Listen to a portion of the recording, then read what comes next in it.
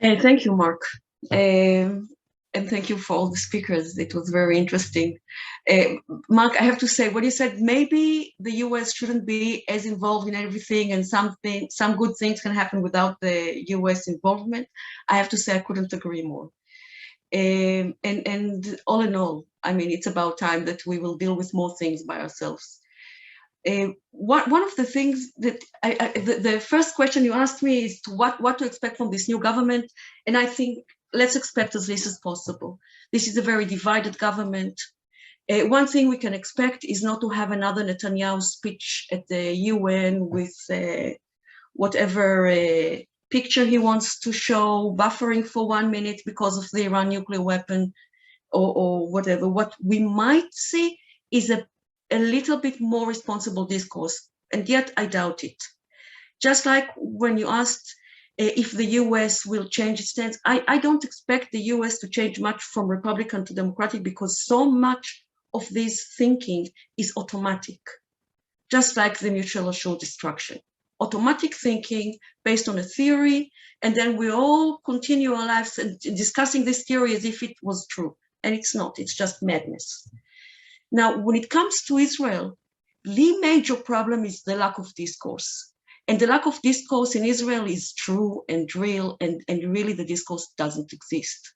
When I can be a campaigner in Israel for many years, and yet first time I went to the NPT, I was shocked at how many states talked about our nuclear program as if it's real, while in Israel we still say alleged and according to foreign sources, and there are no questions. So when it comes something like the JCPOA, the Iran deal, and Netanyahu says that it's dangerous and it's bad to Israel, the same reporters that are proof checking every other sentence he says, when it comes to Iran, it's cut and paste. So nobody asks important questions. So, for example, one important question is Iran going to build a bomb? Can Iran build a bomb? And if Iran can build a bomb, why didn't they? So we can dwell on how many centrifuges, and it's important, better not to have them.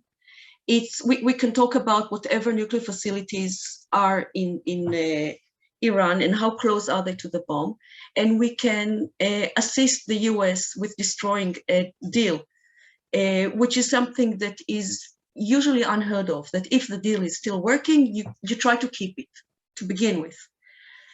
And somehow that seemed as if it's protecting Israel, this kind of behavior. When actually, if I'm looking at it as an Israeli, and I'm looking at Iran, I'm looking at a state that is able to build nuclear weapons. I mean, it's not a question whether Iran can or cannot build nuclear weapons. They can. And probably that's what they always wanted, to be able to build nuclear weapons. So if they are able to build nuclear weapons, why didn't they?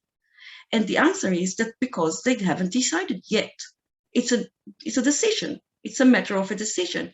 And a matter of a decision, you don't change by bombing Iran, as was suggested during the Obama regime, when all options were on the table before the talks. To remind you, all options were not talks at the beginning. It was sanctions, and who should attack Iran? Israel, the US, together, and so on. If Iran doesn't want nuclear weapons, it is our responsibilities as Israelis, and I'm not even talking as Meto now, just as an Israeli that wants to be secure, then my responsibility is to make sure that Iran doesn't want a nuclear weapon. And how can I do it? And of course, diplomacy.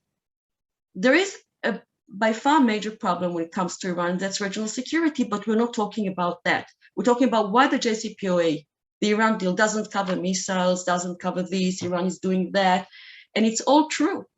But it all belongs into regional security discussion, not into a deal that is only about nuclear, a nuclear deal. A nuclear deal covered nuclear issues, and we should be very happy that we have one deal for now and work on diplomacy to make it better in the future, which we didn't. And that's a pity. This is something to cry. I mean, we lost something. And if one thing have changed in the Israeli discourse, and very little, is that now some reporters might say that the previous deal was better than the one that we'll have now. But they haven't said it on time, and they never asked any questions. And the problem with Israeli friends like the US is that it seems like they are not asking the same questions too. There's some theory. Iran is building a bomb. Once Iran builds a bomb, Iran will bomb Israel with nuclear weapons. Now, and that simply is not how it's worked. At the same time, there's the November conference. The November conference is a room to discuss a binding document, a treaty, that will allow all states in the Middle East to have whatever organization, regional organization, or relying on international organizations, which probably won't be enough for Israel, and to find a binding document that will find a solution to weapons of mass destruction in the Middle East. And since all states have to agree by consensus, it means that Israel is not being singled out. Israel is not weak in this room. Israel has a lot to say in this room. And actually, Israel can join and start the whole process just by not agreeing to anything. So if you ask me if we want Israel in the room or not in the November conference, the answer is yes and no. Yes, we would love Israel to start talking about these things. There's a wealth of people here in Israel that can be helpful with working with the ministries in Israel that need to move forward and have a real discussion. But on the other hand, as long as Israel is not in the room, if the Arab states, Iran, the facilitators, the ODA, all those who are in the room, including the P5, and I don't know what the US will decide or not decide to do, then they can come up with a binding document, with a document that is something that Israel will be able to join, something that will provide security to more states in the region or to all the states in the region. And if it's good enough, maybe one day Israel will be able to join, providing that there will be some pressure on Israel inside Israel first, but also from outside Israel to at least consider. Now, the JCPOA was a good deal. Even the Israeli Atomic Commission said so. It appeared on the media once and disappeared. It wasn't perfect, but it was good. Will the next deal will be as good? Probably not. But would it be better than Iran pursuing a bomb? I guess so. It will be better than that. Will it give us time to have more negotiations? For sure. But if all these regional tensions, all these regional security will cloud the Iran deal that's supposed to be nuclear, or the November conference that's supposed to be all just about weapons of mass destruction and their means of delivery, which is problematic. If we will not find another forum or create another forum to talk about regional security for the Middle East, we might fail on both. And one of the reasons is that many people are talking about regional security for the Middle East. Most of them, once you ask them, what does it mean, regional security to the Middle East, have no idea.